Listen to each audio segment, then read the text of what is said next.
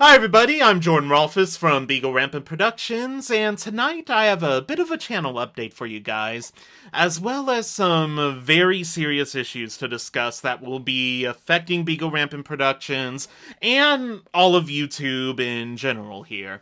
And what you're looking at right now is some gameplay footage from Doom on the Sega Saturn, and a lot of these things are critically important, so I'm not even going to put the audio track in, and all of these images, though, had all sorts of crazy, wonky stories to them, but unfortunately, I don't have the time or the space to talk about Doom or the Sega Saturn.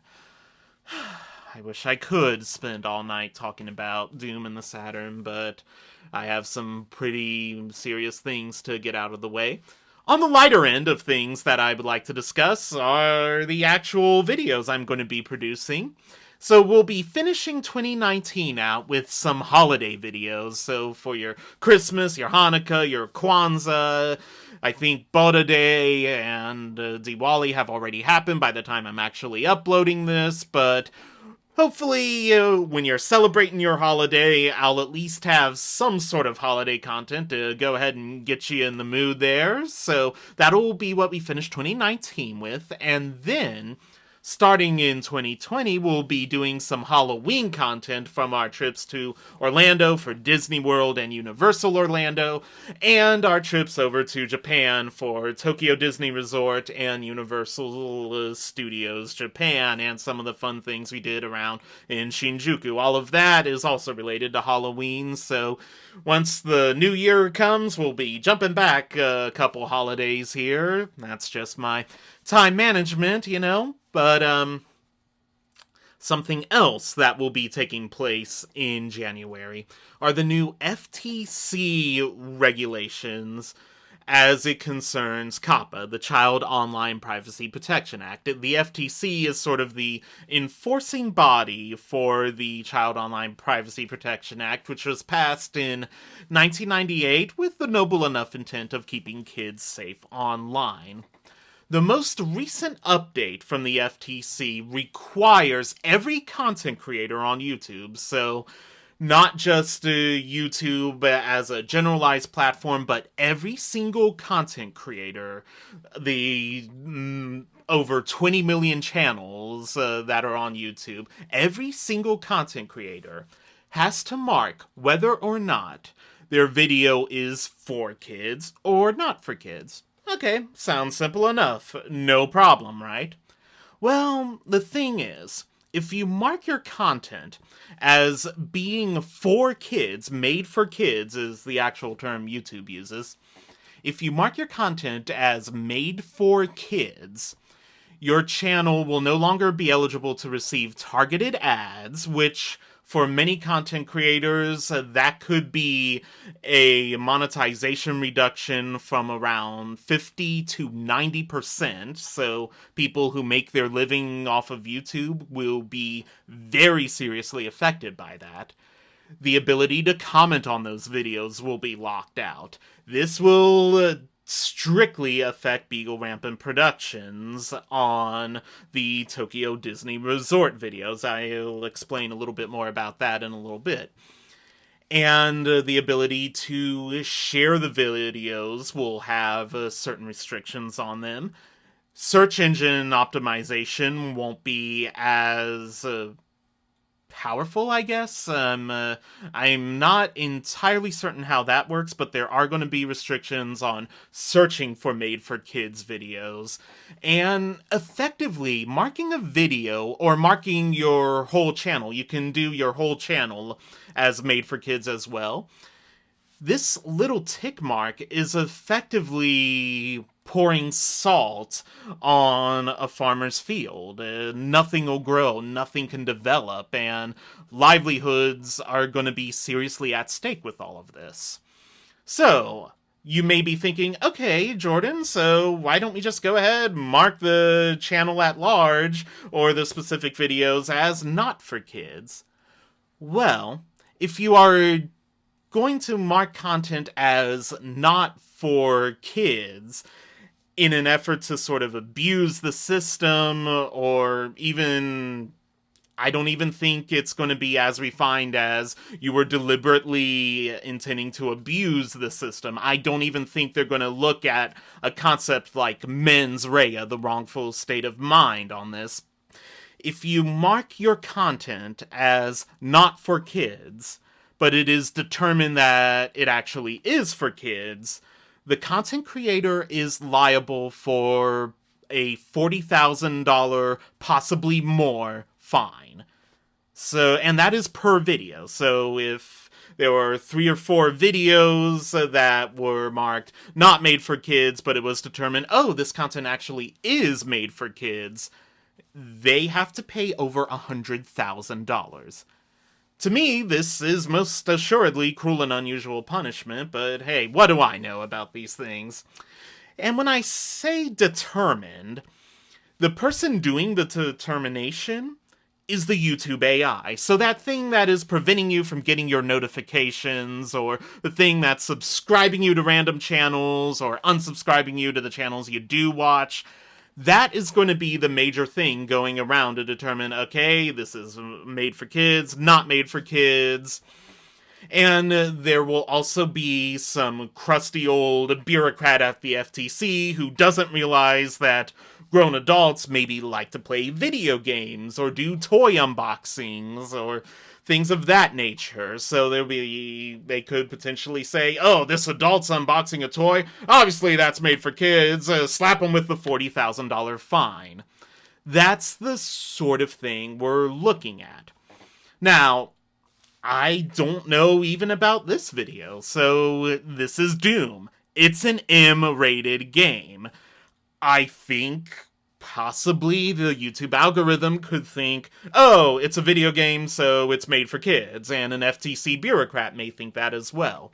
Saying certain words, and this list of words that I saw was absolutely crazy. It contained words like whatever, and things... stuff. I think that even the word stuff might have been one of the words that was a key to determine whether or not your content is made for kids or not made for kids. A brightly colored thumbnail is also considered, oh, this could be made for kids content. Anything with a theme park character is considered made for kids content. So Beagle Rampant Productions is definitely in a very awkward position here. Because I have to click made for kids for a lot of our Disney vlogs. Even me saying the word Disney in this video, I don't know. That might be enough to tell YouTube AI, hey, this video talking about very serious government regulations and on the backdrop of a very violent video game is enough to make this video for kids. I really can't tell you. You know, a lot of the Disney vlogs, I have to mark those as made for kids. So when these regulations go into effect, my ability to interact with the audience is gone. Because if someone has a question, oh, did you like doing this thing at Magic Kingdom? I won't be able to address that. And my goodness, for the trip to Japan, oh, when I go to Tokyo Disney, should I use the vacation package? Which you totally should if you were thinking about going to Tokyo Disney. I wouldn't be able to respond if somebody gave me a comment like that, or if someone was like, oh, is this enjoyable if I don't speak the language? You know, I can't list those specifics about the attractions there, because my ability to comment after the first of the year will be shut off. And the YouTube AI is going to be relentless. They are going to mark a lot of channels as being made for kids, even though they really weren't. So one example, I love my girl Lukagen. She's a fabulous Let's Player. I mean, she's always a riot. I'm woefully behind on a lot of her series. I gotta do some Lukagen catching up, but one of the best that YouTube has to offer. She did a Let's Play through of some of the Humongous Entertainment games. I think it was one of the Putt-Putt games. But she turned it into a drinking game. And Luca Jin has a bit of a mouth on her. So there were a lot of swear words to the background of a game intended for 4-year-olds. YouTube AI and some crusty bureaucrat at the FTC is going to say that video was made for kids. Even though it certainly wasn't, and the smart choice is to mark, hey, this is not made for kids. I think Lukagen will probably have to mark that one as being made for kids, and she's going to lose a lot of money and a lot of ability to interact with her audience as she legally has to mark that as being made for kids unless she wants to deal with the $40,000 fine, potentially. Now, there are, appeals processes that you can do, but I'm sure those are going to be straightforward and to the point. I'm sure that won't be a lengthy, drawn-out nightmare of a process. This is very, very serious. I, for my part, on the Beagle Rampant Productions channel, I went through, because I have some content that I would deem as being made for kids and not made for kids, so I can't go on the wider channel level and just say, all of it's for kids, none of it is for kids. I have to go with each and every video. And to be honest, I don't know if I did a good enough job on this or not. And let's be real, with these fines, I mean, something like the Kings Island Halloween Haunt video. I mark that as not for kids because it is recommended. Their definition of kid, by the way, is age 13 and under. Halloween Haunt is not recommended for that age group. So obviously I'm making a video about an event that is not for the age group, so obviously the video wouldn't be for the age group, right? I don't know, though. They might think it's an amusement park, there's a roller coaster, so obviously it is made for kids. And let's be real, I honestly don't know the impact this is going to have. I don't know how badly Beagle Rampant is going to get slammed with all of this. I really don't. I can tell you this much, I certainly am. The channel will never be monetized. That was never something, I'm not going to be quitting my day job or anything like that. Which, that's been getting unnecessarily stressful as well lately. A lot of things. I've been going through a lot of personal things that are unnecessarily stressful right now, and now I need all of this YouTube drama to come at me as well, I just can't catch a break. Yeah, I certainly there was never a danger of me making money or having my videos monetized on YouTube in the first place, but once these rules go into effect, the videos that were gaining some traction. I don't know about my Buenos Aires video. That one might be okay. I marked that as not for kids. I think that one might be okay. That's the one that's garnering the most comments, the most views, and the most interaction. So that's a good thing for my channel. The Kings Island Halloween Haunt video is also gaining a positive response. But that one, as I mentioned before, with all those details, is in pretty serious jeopardy. Let's see. I did a video on Tannhäuser, and one of the FTC guidelines specifically says stories. Stories? Okay, but it's a German opera, and my thumbnail literally has a naked woman on it. Okay, it's a pre-Raphaelite painting, a gorgeous painting, and the name of the artist is totally blanking on me right now, but it's a gorgeous painting, but she's legit a naked woman on the cover of that video. But, okay, why am I talking about the Tannhäuser video? Well, if you Google Wagner Tannhäuser or put it in the YouTube search, my video there where I describe the plot of Tannhäuser is pretty far up there. You don't have to look too hard to find it. So, to me, that is a bit of a success.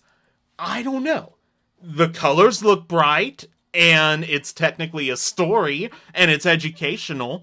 They might be crazy enough to say, oh, this content is clearly made for kids. So then any hope of me trying to promote that video further or to get the community more engaged is completely done, and the growth overall of Beagle Rampant Productions pretty much gets cut down once these FTC regulations go into effect on January 1st. And the channels that are monetized, they could be looking at possibly 50 to 90% loss of revenue. And, of course, this will be a very bad thing for advertisers, because obviously YouTube wouldn't be profitable to advertise on anymore. And this will not make YouTube a safe space for kids to hop on anymore. Effectively, content creators will say, okay, I need to go really hardcore with sex, violence, foul language. You know, I've done several takes of this address to you guys. Yeah, wow, this is, yeah, that was kind of a crazy show in and of itself there, but there were a few where I did some swearing. You know, I'm not one for swearing, and I don't want to have to change my content around for this, so yeah, I mean, I still want to keep making content, but there's a good chance it might not be on YouTube anymore. But I mean, this is a government thing. This isn't just a YouTube thing.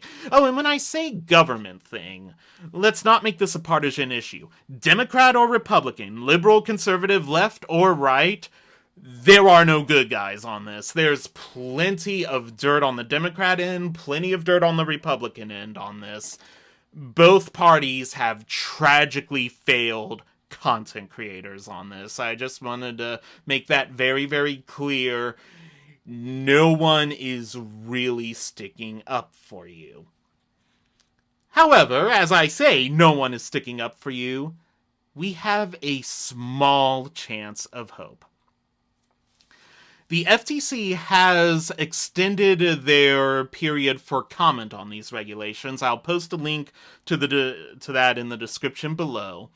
You now have until December 9th to comment on these new regulations and describe how this will hurt content creators, how it will hurt advertisers, the economic disaster that will follow on this, and it will be an economic disaster. You have money in the stock market, yeah, your stock's going to go down a little bit, definitely. And also mention how this is not safe for children. YouTube will not become a safe place for children to visit because the content creators are going to go to a much darker, more hardcore, more violent, more foul language filled sort of system here. Let them know on this website that I'm going to pop a link down.